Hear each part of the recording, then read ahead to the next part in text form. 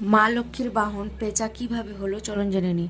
পুরাণ কথা অনুযায়ী গল্প অনেক যুগ আগে মা লক্ষ্মী যখন পৃথিবীতে মানুষকে ধনসম্পদ, ফসল আর সৌভাগ্য দান করতেন, তখন তিনি দেখলেন মানুষ ধন পেয়ে অহংকারী ও লোভী হয়ে উঠছে। তারা নিজের ভালো মন্দ বুঝতে না পেরে অন্যের ক্ষতি করছে, অন্ধকারে পড়ে যাচ্ছে।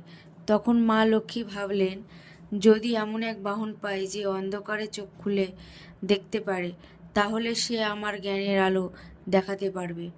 তখন ব্রহ্মা দেব বললেন, হে লক্ষ্মী, পেঁচা এমন এক প্রাণী যে অন্ধকারেও পথ চেনে, নিঃশব্দে চলে আর সর্বদা সতর্ক থাকে।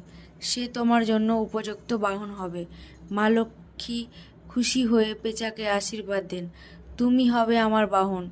তুমি যেখানে যাবে সেখানে থাকবে ধন, জ্ঞান আর সতর্কতার বার্তা।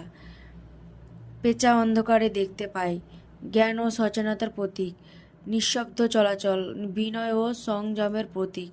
মা লক্ষ্মীর সঙ্গে পেঁচা সম্পদকে সঠিকভাবে ব্যবহার ও